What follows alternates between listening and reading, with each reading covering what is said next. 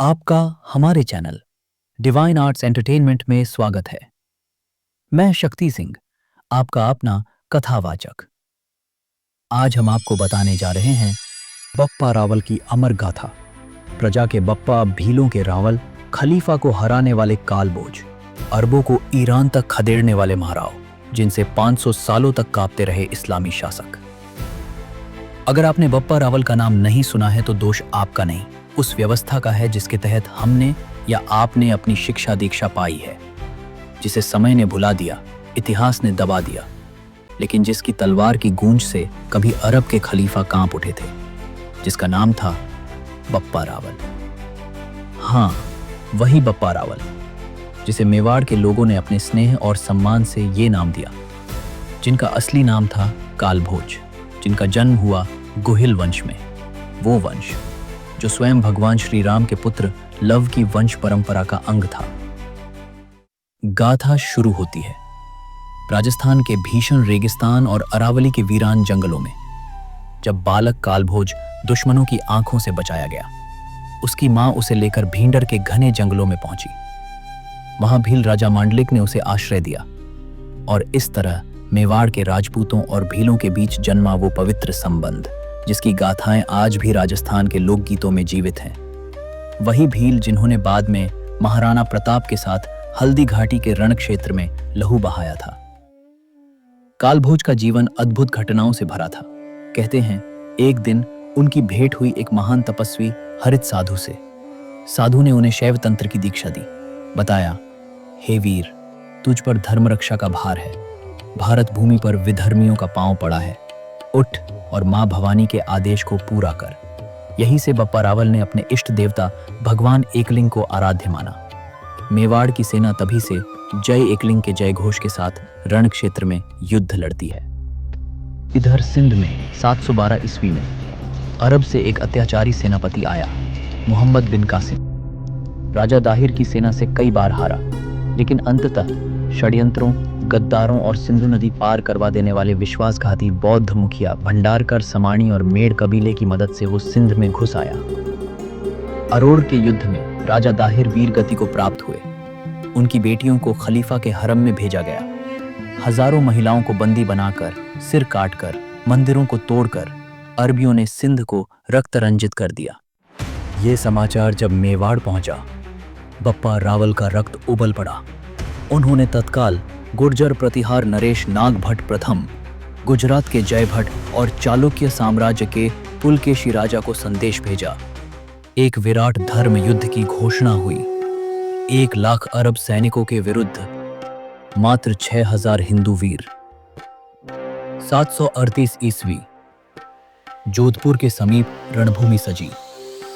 अरबी सेनापति जुनैद अल मर्री के सिर को धड़ से अलग कर दिया गया। अरबियों की सेना भाग निकली। एक एक कर भारत की धरा से इस्लामी बस्तियां उजाड़ दी गईं। बप्पा रावल ने अरब की फौज को खदेड़ते खदेड़ते ईरान तक पहुंचा दिया। गजनी में जब बप्पा पहुंचे तो वहां का शासक सलीम था।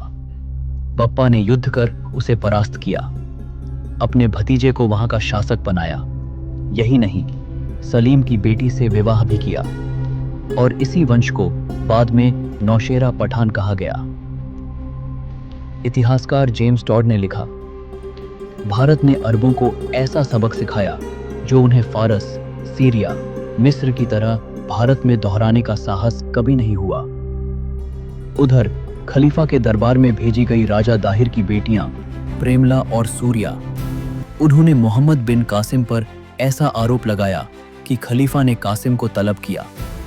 उसे जंजीरों में बांध कर लाया जा रहा था कि मार्ग में ही उसकी मृत्यु हो गई।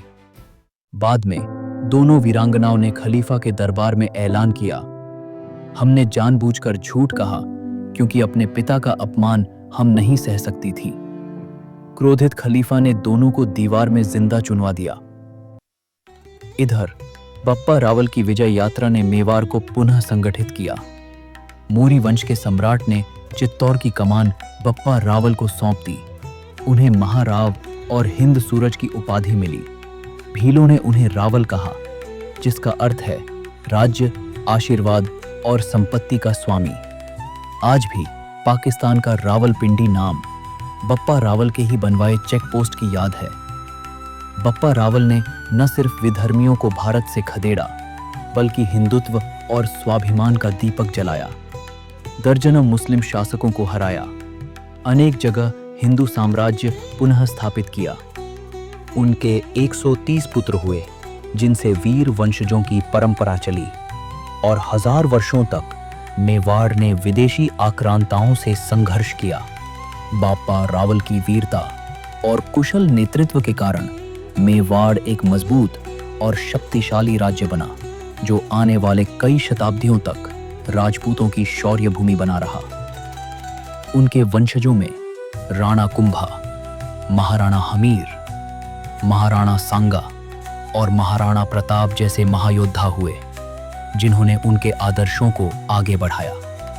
आज भी बाप्पा रावल की गाथाएं राजस्थान और भारत के अन्य हिस्सों में बड़े गर्व से सुनाई जाती हैं। वे केवल एक इतिहास पुरुष नहीं, बल्कि राष्ट्रभक्ति, वीरता और हिंदू एकता के प्रतीक हैं।